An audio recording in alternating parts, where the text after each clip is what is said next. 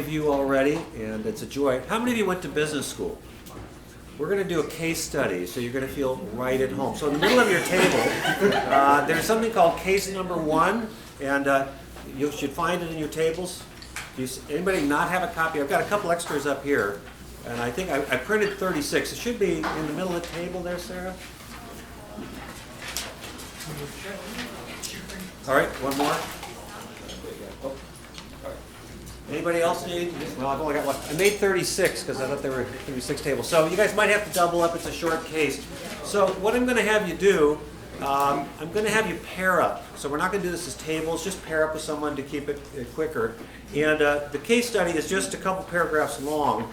It's about a manager of a pharmacy department. And why don't you, I'll give you about 10 minutes. This is just sort of an appetite wetter to get it going, get the conversation going. All right, any questions? So pairs, there's a question at the end, address the question. Got it? Go. Your attention. One of the rich things about this room is we come from different parts of the world with different cultures, different laws, different everything. So this is going to be fascinating. All right, so who wants to speak first? What should Dora do and why? Get the ball rolling. It doesn't have to be a dissertation. Sean, go ahead. So we assume that this happened in the U.S. We assume. Yeah. Okay. Oh, have you read anything?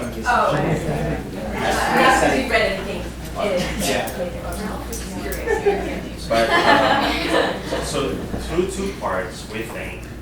Correct me if I'm wrong. You're wrong.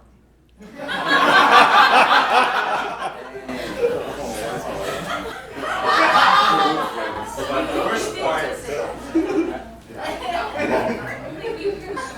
But the first part is that we would research. We do a little bit more research on RAF's performance overall. See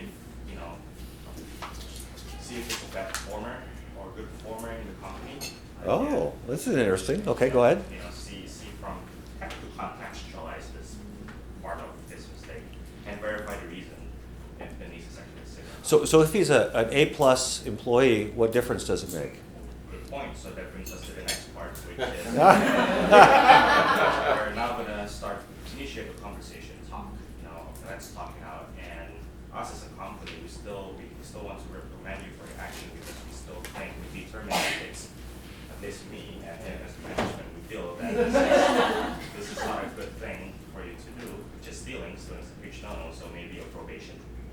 So does Dora do this independently, or does she go to HR, or what does she do? She consulted with us. So she has a secret cabinet over here so in your scenario, she doesn't go to HR yet first. Well, yeah. Well, we've talked about maybe talking with the management team because. Which management? Her management team, or up the line? Does she go to her supervisor or peers? I would say within the division first, but keeping it anonymous. Just keeping it objective first from a company standpoint versus because what we don't want to end up happening is if someone doesn't really like Ralph to be saying we need to reprimand him. So keeping it anonymous. That's not involve more people than we should. Yeah. Does anyone strongly disagree with them?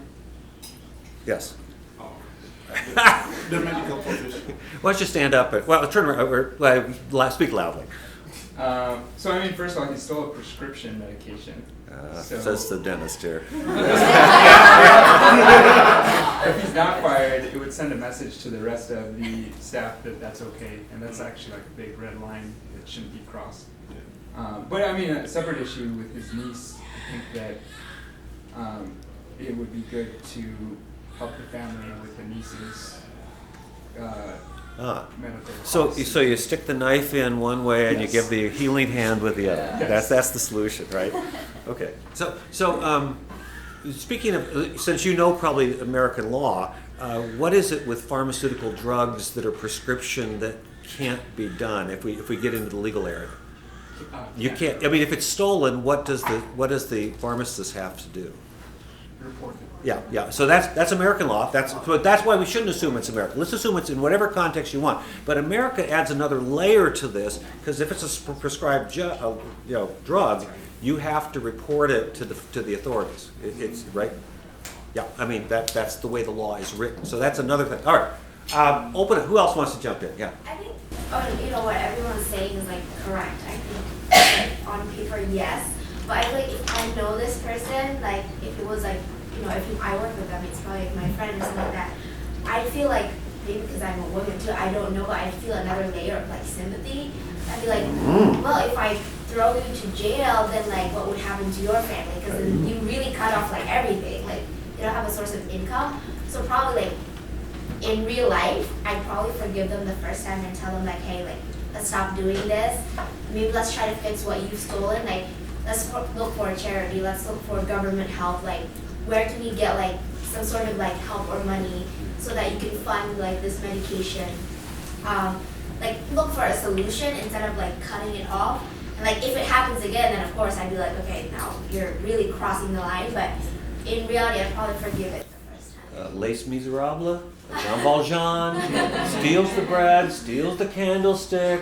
You know, one shows no mercy, one shows mercy, and which brings to yeah. I see that. Let's go with new people, Sean, before I go double up. Yeah, in the back. Yeah, I mean, I agree with you. I was sharing that way that when you correct someone, I feel like you always come from a place of compassion. And so, I mean, you address that, you know, this is not okay, this is not okay, and there are consequences to what you did. And so whether that's giving a warning, I was thinking in Indonesian terms, right? I forgot about US law where you can that's. Yeah, but like there are consequences to what you did, so whether it's a warning or maybe you get fired, I'm not sure. Yeah. But then also know that there's always an option that you could have came to me and asked me for help. That could have been an option. And But you didn't. Yeah. I think we were discussing the actual root problem here is not that he stole, but it's a affordability problem. The drug is expensive and the insurance is also too expensive. So We have we're a wondering systemic justice problem in America with health care. Thank we're you. wondering if Yeah, okay, if right? Dora, as a manager in the company, okay, she can't change the whole industry, but Yeah. can she advocate for employees of the company to get some subsidy or insurance benefit that can cover the drug? Now, typically, are nieces covered under Probably not. employer? See, I'm just. That's a practicality, right? Yeah. So that's why it's a niece in the case. But we're going to get into these lenses in a bit. But the justice lens here is it takes it up a bit macro in terms of what's wrong with a system Yep. that allows a young girl to die and not get her health. You know, I mean, so yeah. Well, we also talked about the notion that potentially with Dora in the position that she was in managing the department of a large publicly held retail store, she may also have relationships that she could leverage her relationships and power, so to speak, to find other options, you know, through her pharmaceutical contact. I mean, so there are myriad ways to look at what are potential solutions to the need. This case is simpler if Dora is a sole proprietor of a small Very company much and what's stolen is, office supplies. Right. Because then it's easier. But Dora's got HR, she's got a supervisor, she's got shareholders and a board of directors, right? Got huge agency problems here. Huge agency problems, yeah. And just about that, I mean, we discussed the idea of also, if there was video, right? Yo, let's talk about the video. Go ahead. So there's just also the detail in there as well of, so then where does that leave Dora when if this all does become unearthed, and does that point, then do the fingers become pointed at her? So she has evidence. She hides it? Ooh, that gets, that's a problem. Now, was the hidden camera itself unethical? Anybody have a problem with the hidden camera? There's laws, yeah, right. It's pharmacy. Everybody want to take that one on? But there's a justice question that's tweaked by the hidden camera, right? However, there are some other rights that come in here in terms of property rights and laws. This is reasonable for an employer of a pharmacy to try to protect it because you want to ensure the safety of who gets drugs dispensed, right? Because drugs that go to the wrong person in the wrong dose can kill, right? So that's another tweak to this. Did you want to add anything else on the video? Did I? No. Okay. No, Okay. that was it. Yeah. Well, we have something to add over here. But first, I think we need to check, like, based on what Ralph said that business will help. Just a little louder. Based on what that Ralph is saying that is. Well, verify back to Sean's early point. so Yeah. Is this really true? Yeah. Yeah. It might be bogus. He might be lying, So, right? I'm like, a large company, there might be like there can be a lot of people who try to make excuse, right? So Yeah, yeah. which is like very easy for anyone to make an excuse for this. But as a person, Dora has two hats to wear. First, as the manager, because I think she has to report because it's something that is wrong. But at the same time, she can actually love that person, which is like Ralph. Because I think in the relationship, Ralph is her technical assistant, right? So, Yes. well, we assume that it's probably pretty close. So probably, on one hand, she can report Ralph, maybe go to jail or whatever. But at the same time, if his niece, Ralph's niece, really is gonna die, maybe he can be Ralph. Now, yeah, one last comment, then we're going to go what the Bible might have anything to say about this. Yeah, go ahead. Yeah, we also added something about maybe restorative justice. Yes, a crime has been committed. Well, as per the law, this has to still get to the human resource and probably that will mean either sack or termination of work. But if this guy is terminated, then definitely the niece dies. And so we thought maybe there should be a confrontation, and if a crime has been committed, and maybe as a manager, of course, the company has gone through some loss, and maybe discuss on ways of recovering the loss piecemeal from his pay, but retain him in the job, at least as they negotiate how else to sustain the sick relative. Exactly. One of the problems in the U.S. right now is we have mandatory sentencing laws in federal courts. So there's not much flexibility for a judge in a case like this. If it involves prescription drug theft, it's pretty formulaic. Whereas maybe in Kenya, the judge would have more reason, like in the old common law in England, the judge would have more flexibility to dispense justice. So we have boxed ourselves in this country to not deal well with, now in the sentencing, so you got the conviction phase and then you got the sentencing phase. The sentencing phase might be, well, even that's become prescribed in federal law. So we have real problems with a case like this in the U.S. now. Sean, let me ask you about, okay, does the Bible have anything to help us with this at all? Yeah. I think a layer, and that ties into what the Bible would say. It depends also how you go about this might depend on, is Dora a believer of Christ or not? Is she a follower of Christ? Let's say she is. Let's hypothesize she is. And then what about Ralph? Is he or not? I don't know. Let's be agnostic about Ralph. Let's say Dora is a Christian, and so Dora has the faith element in her. And let's say that. We don't know about Ralph. Go on.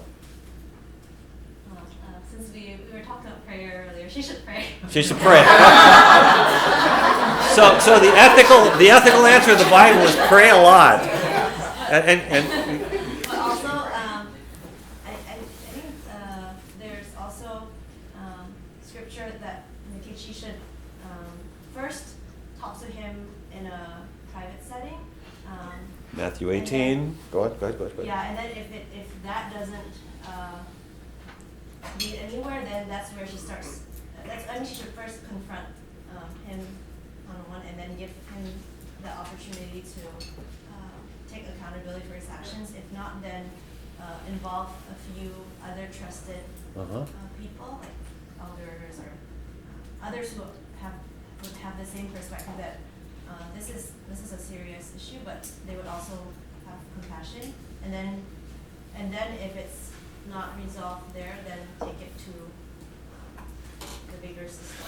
So in Matthew 18, Jesus has this dispute resolution process he goes through. You go to the person one-on-one, then you bring a witness or two, and then you tell it to the church. And so by analogy, if it's a fair analogy, is you confront him, you then bring in other people, and then there's an escalation, if you will, in the procedure, in the process. Yeah. What else does Scripture tell us? Even like yesterday's scripture, I think we should emphasize as if it's right for wanting to fight for his needs, but then help him show the way that is not the way. So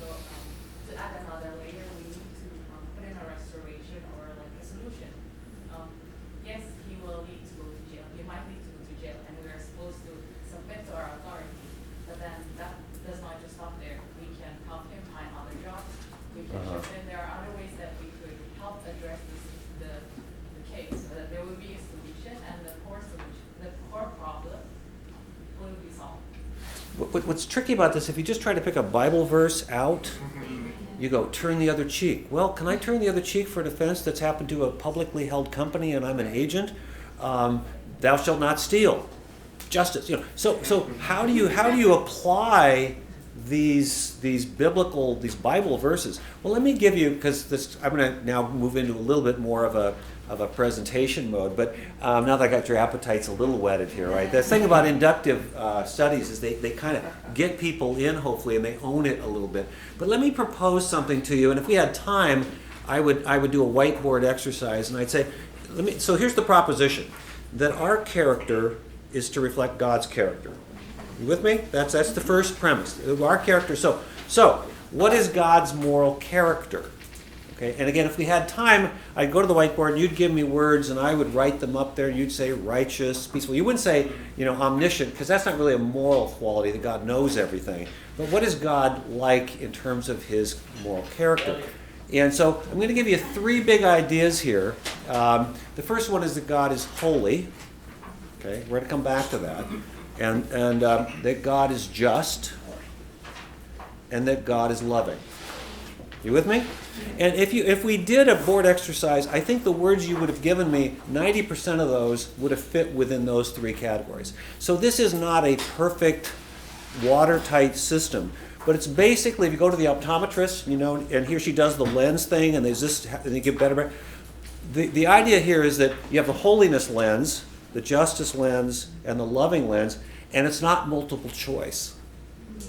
You can't pick one and say, I'm going to choose the loving box. You have to try to get all 3. So let me compare it to the human body. Holiness is like the skeleton. It's like the bones in our body, and it gives us core strength. Justice is like our muscles. It provides the balance. And love is like our flesh. It's warm. You with me? I think it's a helpful analogy. But if you only had a body that was a skeleton, that is, if you only have holiness, you end up something that's very rigid. And you may have known people who emphasize holiness too much, and you see they kind of veer off. Likewise, if a person only emphasizes justice, there's a coldness to justice. There's a harshness to it. And as we've talked about the American system, it can be rather arbitrary, and it doesn't tend to treat the individual case well. So it's a body that without bones, but it's all kind of muscle. It's not directed. And then flesh, because this is American culture, the American church, we emphasize love a lot. That if you had love alone, if you had flesh alone, it's kind of it's a Gumby body. It has no discipline. It has no spine, right? So the idea here is that, like a 3-legged stool, all 3 of these have to be equal length and important. Now, in the character of God, there's no tension between his holiness, his justice, and his love. There's no tension. But because we are fallen human beings, there's huge tension, right? And this case illustrates the tension. We're going to go through each of these 3 big ideas, and then we'll come back to the case at the end. Are you with me? But let me give you one more image for this. So why was the cross necessary? If all we had is God is love, and would there be any need for the cross? Absolutely not. God would just love us, forgive us, have mercy, and we'd move on. But God is holy. And this is something that, again, is not talked about very much in the American church anymore, regrettably. And God couldn't just blink at sin. Dora can't blink at Ralph's theft. Are you with me? So holiness becomes the spine in our ethics. And then so in the cross, you have a holy God, but he's also a just God, which is bad news for us, right? Because we are sinners who have broken the rules. We are to be condemned and damned, if I can go that far. And so thankfully, we have a loving God. Okay. And why was the prodigal son parable so radical? Because holiness and justice said that the youngest son should be rejected forever. And Jesus teaches about love. But is he throwing out the holiness and justice of the Old Testament and a lot of the New Testament? Absolutely not. And so when we take parables or stories and we only see the love angle, it's like we're kind of blind. We're looking out through one lens and not looking through the whole picture. Okay, so I'm going to pause there. Anybody want to? Are you buying into this model of holiness, justice, and love not being optional? That you have to have all three? Any questions about that? Because if you aren't in, if I don't have you there, and I'm doing this very shorthand, then I got troubles. Yeah. Can you help me differentiate between what's the difference between holiness and justice? Because I thought it's like quite similar. So it's, There's a lot. We're going to go through each of them now, but there's a lot of overlap between them. I mean, like if you put holiness and love together, there's a lot of passion and heat. If you put justice out here, it's kind of a cold.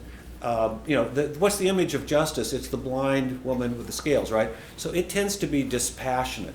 So you have to combine the three. And actually, you could say love, justice, holiness. You can do it in any order you want, but all three of these elements, in my hypothesis, have to be present. Did that answer your question too? Yeah, my question was, how would you define? Yeah. All right. Let's. Thank you. That's the perfect segue. Okay. Holiness. Someone define holiness for us. By the way, 600 times in the Bible. If you're Methodist, if you have any of that tradition, the holiness tradition, this was John Wesley's lynch point. Is linchpin is holiness. Okay. So what is holiness? Set apart. Set apart. That's the tech. Unpack that a bit more.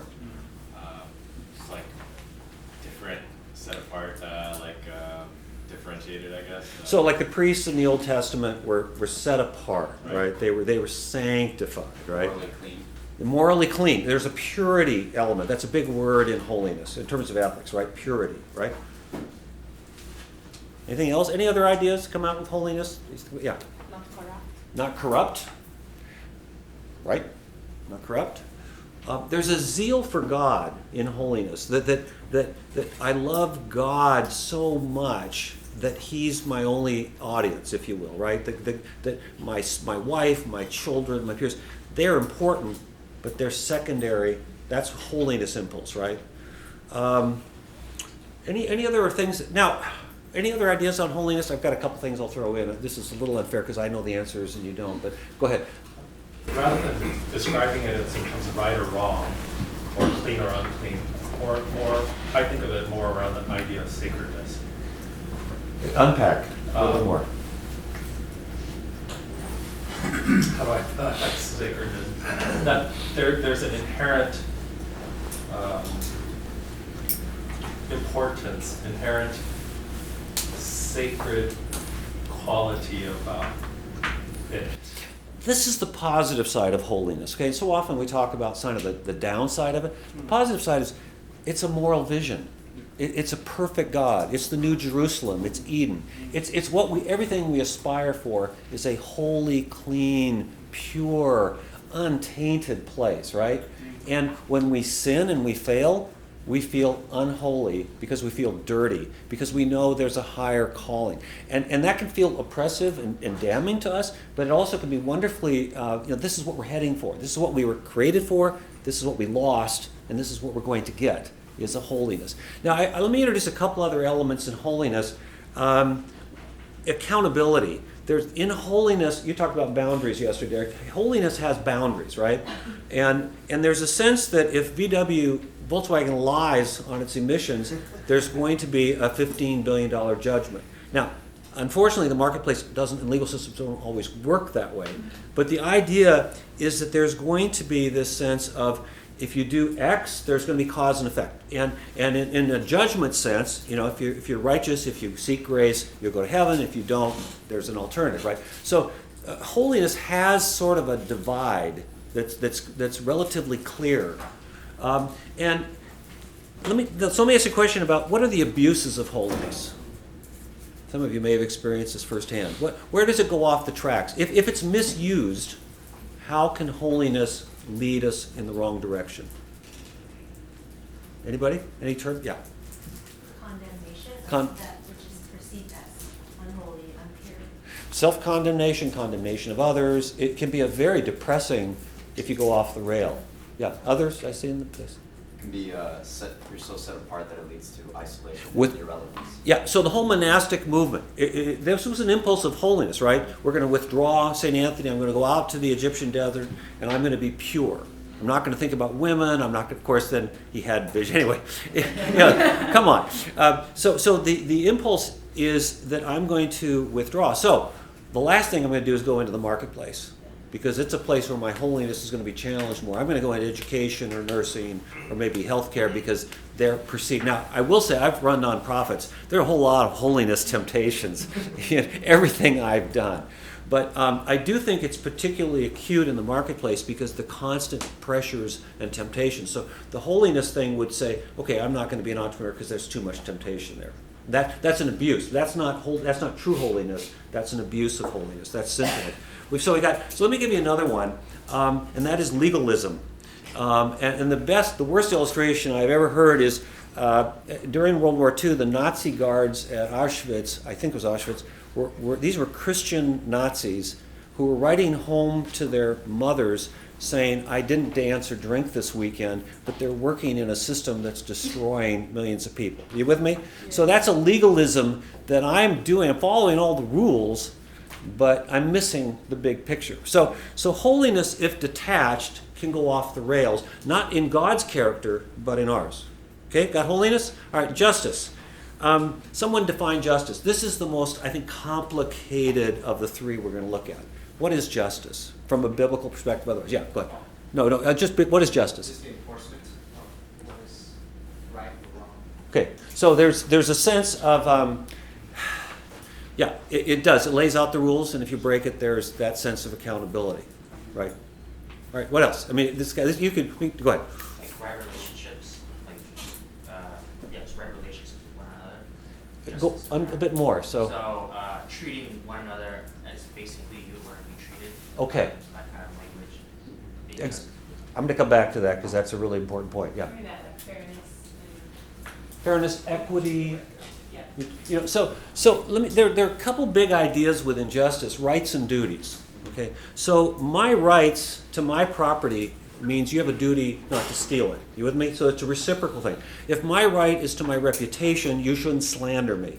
You with me? So every right creates a reciprocal duty. So within justice, I think you were kind of referring to almost procedural justice. I'm going to give you some. This is going to be really fast. It's in the book you're going to get at the end, I think, right, Tommy? Yes. So this is like the Berlitz tour of what's in the book. But the due process, the procedural rights, like due process, it means that you're going to get an impartial decision maker. So in the Old Testament, Samuel's sons are accepting bribes. That's bad. Nepotism, where a family member in a family-owned business gets a priority over a non-family member. That's bad. That's not an impartial decision maker. Yeah. There's a sense in my mind in which justice, actually everything we're describing is the means, but justice has a view to the end of shalom Yes. and a society living in harmony. Yes. Justice is the way to achieve that, Yes. right? Yes. You have certain rights, I have duties. If we abide by these, we can all live together in harmony and shalom. But justice, like holiness, justice has its own vision, right? The lion will lay down the lamb. There's a sense in which it will all be fair and peaceful and calm. I'm sorry to rush through this so quickly, but there's so much rich stuff here. So, fair and adequate evidence, part of the due process idea. In the Old Testament, it was 2 witnesses generally, right? And so we'll come back to Dora and Ralph in a minute. Giving the person the opportunity to tell the side of the story. That's very simple, but that's very biblical. Substantive rights are what I referred to earlier: property ownership, bodily safety, you name it. Those are things we protect. There's something called contractual justice. So Tommy hired me to do this weekend. So we have a contract, right? And he did, and that's an example. But let me give you an example. So a baby buggy is going off a pier, and a bystander watches the baby buggy go by. Contractually, does the bystander have any obligation to save the baby? No, because why? Because the nanny's been contracted to take care of the baby, not the bystander. So this shows that there's something. So when Ralph works for the company, he has a contractual justice issue, but it's not a very satisfying form of justice. But what it does mean is that I owe more to Tommy because we have a contract than I do to you. Although that's a bad illustration because I owe you because he hired me to do this for you. But but what I'm saying is that contracts can elevate, but the floor is really too low. Are you with me? I mean, the floor doesn't work. I'm sorry, I'm rushing. And then compensatory justice is the idea that if you golf and you create a divot, you have to fill it in. So that's restitution. So that's why I say justice, and then merit. You throw merit in there, all the book of Proverbs, it's in there. So the abuses can be harsh results. So the prodigal brother in the parable was just. But who wants to be like him, right? I mean, that's just something we don't want to be. And in a theological sense, justice leads to condemnation, where Paul in Romans 7 says, "Wretched man that I am, because I'm unholy, and a just God can do whatever he wants with me." All right, now let's move to our favorite of the three, which is love. And for Martin Luther, this was the linchpin of Christian ethics. Let me ask you a question. So Jesus' two great commands: love the Lord your God with all your heart, mind, and soul. Love your neighbor as yourself. Are those? Where does do you hear holiness in there? How? What's the first command? Love the Lord. So it's a zeal for God, right? Do you hear, now, justice is a fainter voice. Do you hear justice in there as well? Where do you hear justice? Love others as you love yourself, right? So that's this sense of fairness and equity. So I would posit in the two great commands, you have holiness, justice, love, smacking us in the face. And that's why Jesus said it's the summary of the law. So someone describe the elements of love. This is funner. This is more fun. Anybody? Mercy. What's that? Mercy. Mercy. Compassion. Compassion. Sacrifice. Sacrifice. Oh, you have three. That's fabulous. You guys, boom, boom, boom, right up front. So the first one is empathy, right?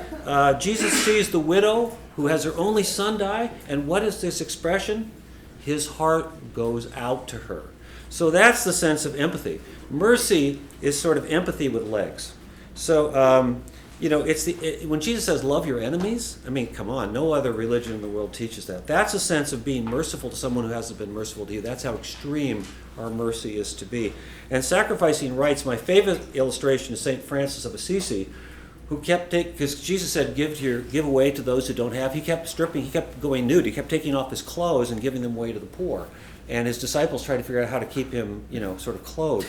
But he really took this sacrificial situation. So what are some of the abuses? If you have love standing alone without holiness or justice, what are some of the abuses of love?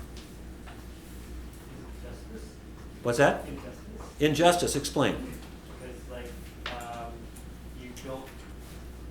Because you don't put what is fair, so you kind of like.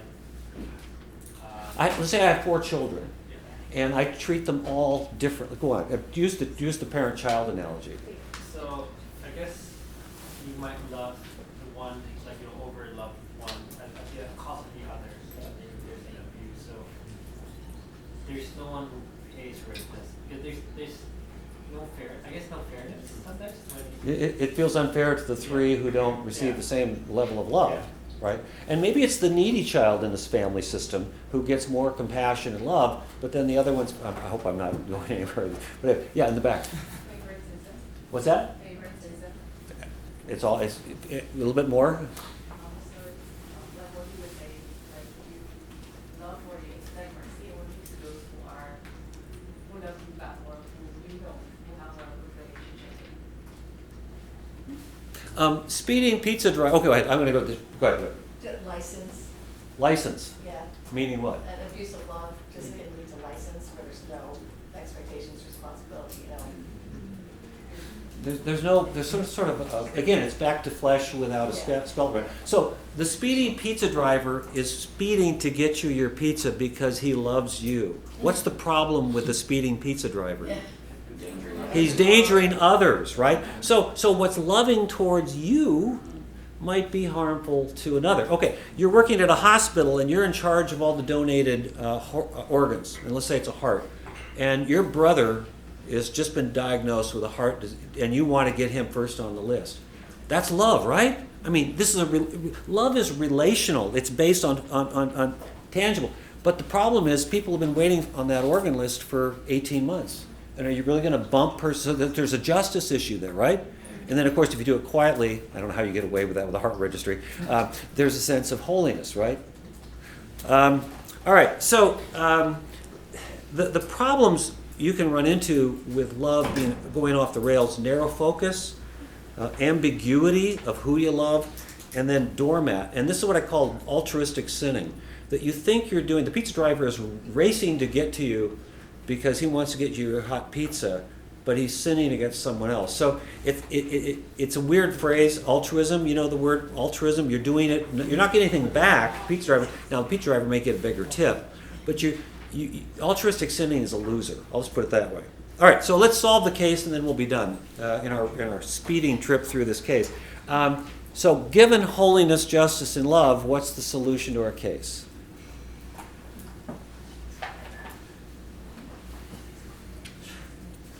What's a solution to our case? That's clever, isn't it? For those of you who are engineers and like binary, this is really frustrating. For those of you who are artists and like novels, this is fabulous. I used to teach at Boeing, and I had the engineers and the managers, and I could tell very quickly who was just going through internal strife because they wanted binary 1 and 2s, and those who were going, oh, gray, oh, this is wonderful. And by the way, Paul says we look through a glass dimly. We live in a fallen world. We shouldn't be shocked at the end of the day on this case that we have a measure of disagreement, right? But let's try. So somebody try to put those 3 elements together, describe a solution, and then, okay, Sean, back to you. What about educating the person? What about educating? Yeah, I don't know, rereading the case just now made me think like he doesn't know what the options that he had. Possibly maybe if it's part of a underprivileged community, could be eligible for, I don't know, Gray might know this better, but like a chip, Medicaid type of, option, whatever it is. You're winding the clock back into a factual pattern that doesn't exist anymore, right? Which is nice to do, but given the facts we have. Yeah, given the facts that we have now, we're trying to do all in, obviously, which is why we're trying to educate him. We're trying to be just, which is why we're laying out what's wrong and what's not wrong. And kind of like the holy part is to give him just the bone of like, okay, this is the reason why we're even talking about this part. Right? The holiness problem here is that hidden tape. If she hides the tape, she's got some holiness problems there, right? She's created evidence that she's withholding from her employee who has the right, I think, to see it. Matter of fact, even a duty to share it, right? I was going to say, I think there's an obligation to tell HR to report, but then she can still advocate whether to HR on this person's behalf to try and create some sense of love and care within the construct of shareholders. So walk down the hallway with them to HR Yeah. and basically say, and then be his advocate. I think like if I really care about this person, maybe like me helping. Like before I talk to HR, let's talk to like a lawyer or something because like a very serious matter. Lawyer him up early. Can I like minimize the impact? Like okay, you did wrong, but like can we try to like not get you to jail? Maybe just a fine instead of like you going to jail. Like there's consequences, but you can minimize that, and maybe like you can even help like the love part can come in when you help pay for the fine or like you help pay for the lawyer or something like that. But at the same time, it's also just, and I'm not also covering like evidence, which is like tampering of evidence, like serious also. So And what about the niece?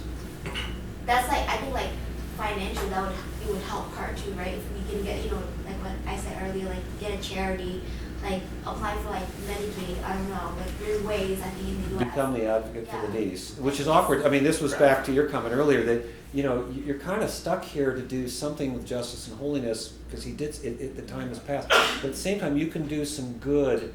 But isn't that awkward? Doesn't that feel yucky? It does feel yucky, but that's the way your life in the marketplace works, right? I mean, you deal with a lot of yucky situations. Anybody else? Did you? Yeah, go ahead. I think the justice part is probably one of the key parts for the sustainability here, because if the social brokenness of the whole system isn't addressed, there will be another Ralph. It'll just go by a different name, right? There'll be another guy who can't afford the drug, someone else in his family, and insurance is too expensive. So there's an insurance, drug pricing system. So if that you're is Dora, flawless. Yeah. then you have to become politically active. Perhaps, yeah. Wow. No. I actually think there's a systemic justice issue too. Good citizen. And so Dora's gonna, so if Dora takes loving her neighbor seriously, it's not just Ralph, it's other Ralphs and other neighbors to prevent the situation from happening again. But you're up against huge forces, but to be faithful, if it's Don Quixote-esque, you lean into it. I see a hand back. Or, I was thinking about like Ralph's voice here as well. Like maybe in confronting him, I don't know whether this changes the implications of consequences he would get, but giving him the option to turn himself in. I don't know if that's possible given the evidence, but rather than like I mean him taking the initiative to like you know with a lawyer say that hey I did this and I understand that these are the consequences and I accept, but then like so that he has an active part in a decision there, but then understanding that that's going to already be the outcome, like working with him as well to see what are ways we can take care of the needs. So that I don't know, is it called the first or what amendment was it where there's like at least in the U.S. System like there I don't know if it changes the consequence if he like turns himself in as well.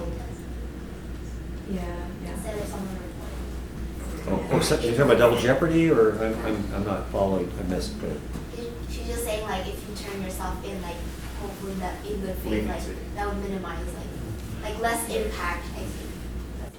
yeah, typically it does mitigate your sentence if you cooperate, but not always. And again, with mandatory sentencing guidelines, which are a disaster, then you end up with this system that's harder.